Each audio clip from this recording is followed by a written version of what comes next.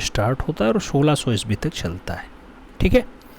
मध्यकाल, मध्यकाल में जो है पूर्व मध्यकाल और उत्तर मध्यकाल दो टाइम में विभाजित किया जाता है। पहला संबंध 700 से 1000 ईस्वी का होता है और दूसरा संबंध 1000 से 1550 ईस्वी के आसपास बताया जाता है। पूर्व मध्यकाल में शतनवासल आ गया, एलोरा आ गया, इनका संबंध होता है। और उत्तर मध्यकाल में पाल शैली, जैन शैली, अभ्रंश शैली, दक्षिणी शैली, द्रविड़ शैली, चालुक्य शैली, इन सबका संबंध जो है उत्तर मध्यकाल से हो जाता है।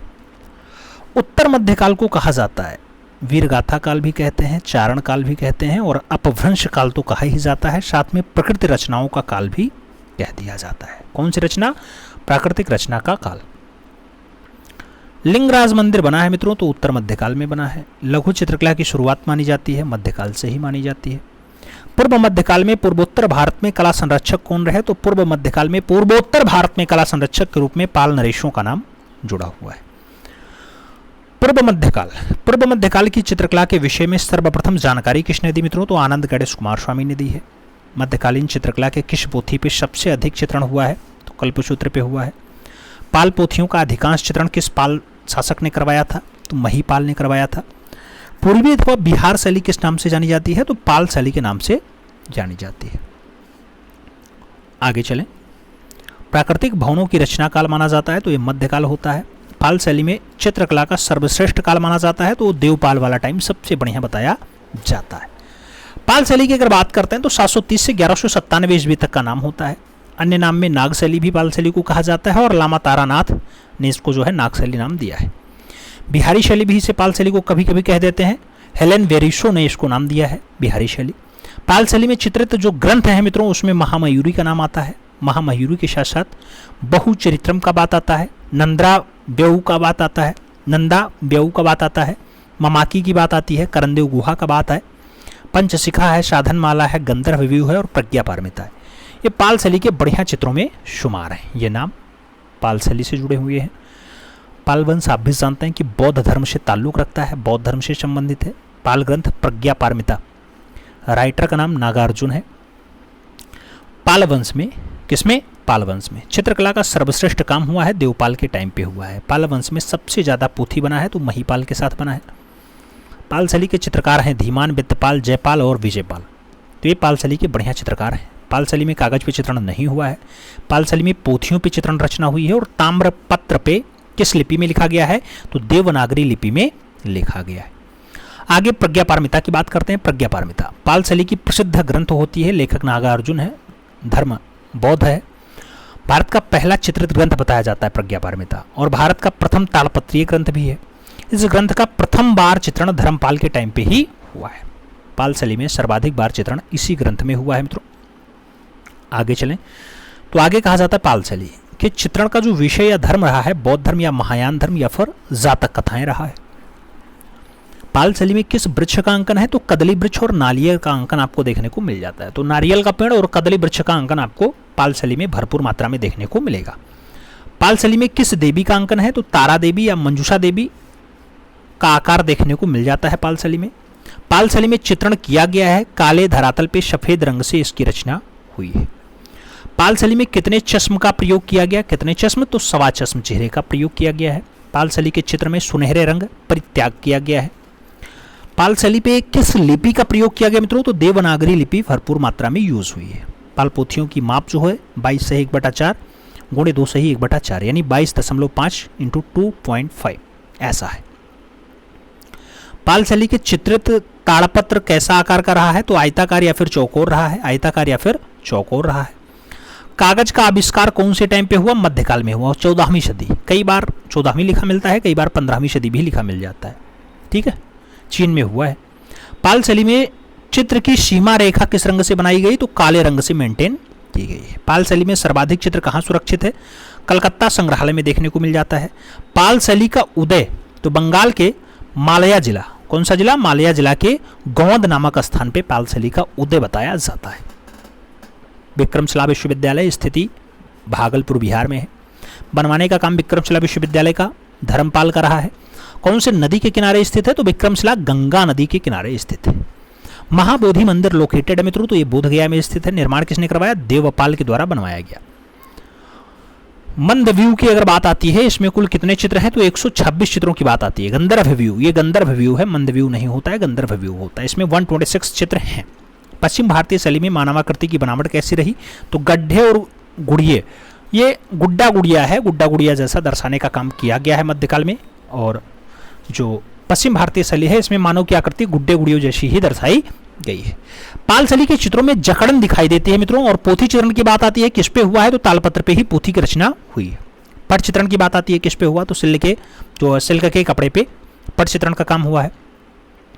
पाल शैली के चित्रों में भवनों का क्या विशेषता रहा, भवन कैसे रहे, तो स्तंभ युक्त भवन देखने को मिल गए हैं। पाल शैली के चित्रण की अगर बात आती है, वरदान देती बोधिसत्व की एक रचना है।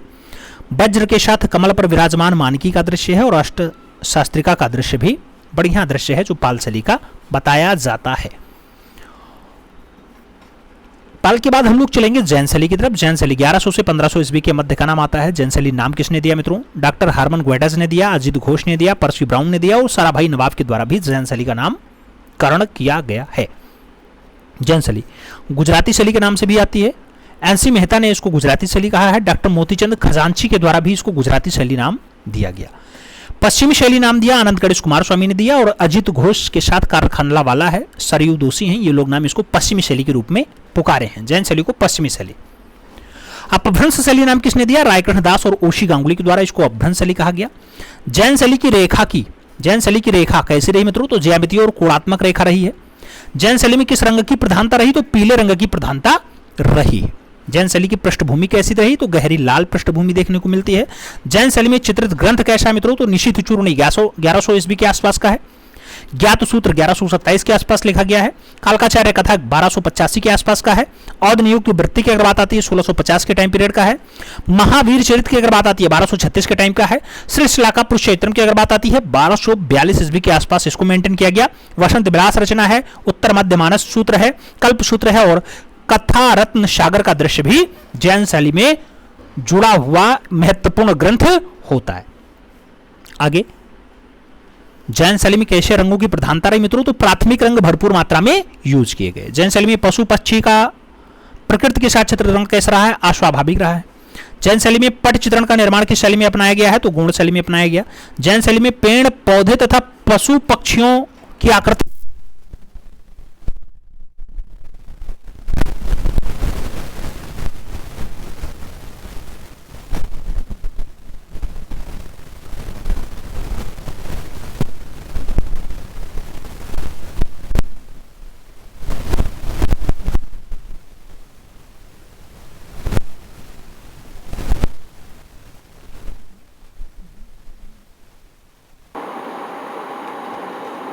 जैन शैली में कैसे रंगों की प्रधानता रही है मित्रों, प्राथमिक रंग। जैन शैली में पशु पक्षी या प्रकृति चित्रण कैसा हुआ, अस्वाभाविक हुआ है। जैन शैली में पट चित्रण का निर्माण किस शैली में अपनाया गया है, तो गुण शैली में अपनाया गया। जैन शैली में पेड़ पौधे और पशु पक्षियों की आकृति कैसी रही, तो गुड्डे और गुड़ियों जैसी दर्शाई गई है।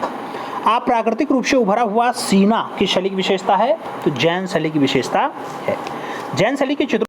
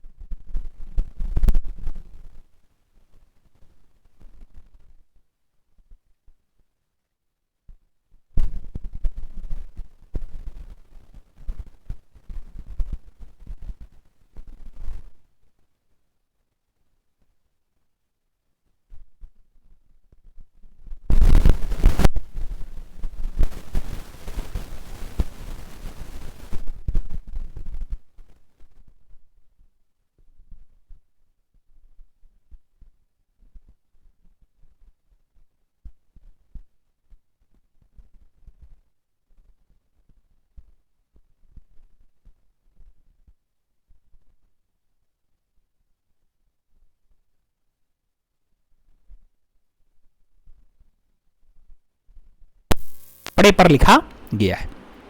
कल्पसूत्र की बात आती है। कल्पसूत्र की प्रति उत्तर प्रदेश में कहाँ मिलती है? जौनपुर में मिल जाती है। जौनपुर में कब प्रकाशित हुई? 1465 में। यह प्रति किस पे चित्रित है? कागज पे है। कल्पसूत्र की कितनी प्रतियां प्राप्त होती हैं मित्रों? तो 5 प्रतियां मिलती हैं। कल्पसूत्र के लेखक कौन है? भद्रबाहु है। बाल गोपाल स्तुति की बात करते हैं। किस शैली का ग्रंथ है मित्रों? तो यह अपभ्रंश शैली का ग्रंथ है। किस पे लिखा गया? कागज पे लिखा गया।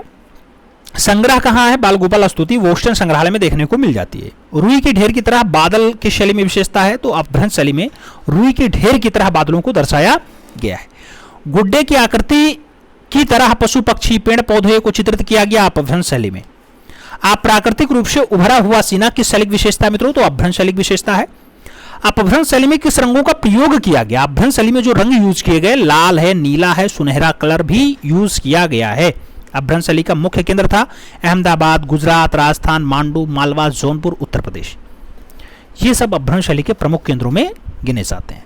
अपभ्रंश शैली के चित्र उत्तर प्रदेश में कौन से संग्रहालय में देखने को मिल जाएंगे? भारत कला भवन में मिल जाएंगे, यानी VHU में देखने को मिल जाएंगे, वाराणसी। चौर पंचायत के राइटर का नाम बताना है। विलहण है मित्रों। चित्रण की अगर बात आती है, विलहण और चंपावती की प्रेम लीला का चित्रण यहाँ पे भरपूर मात्रा में हुआ है। निशीथ चूर्ण की अगर बात आती है, निशीथ चूर्ण सबसे पहले चित्रित पांडुलिपि है आपकी निशीथ चूर्ण। समय क्या है? 1100 ईस्वी, राजा सिद्धराज के टाइम का फाइनली ये आपका है निशीथ चूर्ण। नियातनामा की बात आती है, यह पाकशास्त्र ग्रंथ होता है और यह राजा गयासुद्दीन खिलजी के टाइम पे लिखा गया है। कल्पसूत्र वर्णन की अगर बात आती है, महावीर की माता त्रिशला के 16 सपनों का अंकन कल्पसूत्र में है। लॉर्ड चंदा जैसा प्रमुख ग्रंथ मुल्ला दाऊद के द्वारा लिखा गया है मित्रों। और भारत में आरंभिक पुस्तक चित्रण परंपरा मुख्यतः किस शैली से जुड़ी हुई है? तो अपभ्रंश शैली से ही जुड़ी हुई है। वसंत विलास के पट चित्रण में मिला है मित्रों, तो 1925 के आसपास का मिला है। और केशव राय, हरदो राय ध्रुव के द्वारा फाइनली वसंत विलास का दृश्य बनाया गया। कल्पसूत्र की कितनी प्रतियां हैं मित्रों? 5 हैं। धर्मसूत्र ग्रंथ कहां पे छपा था? चीन में छपा था। जैन शैली के चित्रों का धरातल कैसा रहा? ताड़पत्र, कपड़ा और कागज फाइनली इसके धरातल रहे हैं। जैन शैली के चित्रों का समय काल क्या है? 11वीं से 15वीं शताब्दी है। अपभ्रंश शैली का परिष्कृत और परिमार्जित रूप क्या है मित्रों? तो अपभ्रंश शैली और इसका परिमार्जित रूप राजस्थानी शैली कहलाता है। लघु चित्रकला की प्रमुख विशेषता क्या बनती है? अलंकारिकता और काल्पनिकता और अलंकारिकता लघु चित्रकला की विशेषता है। सर्वप्रथम बेलबूटे पर चित्रण बनना प्रारंभ हुआ है मित्रों, तो जैन शैली में बेलबूटे पर रचना स्टार्ट हो गई है। तो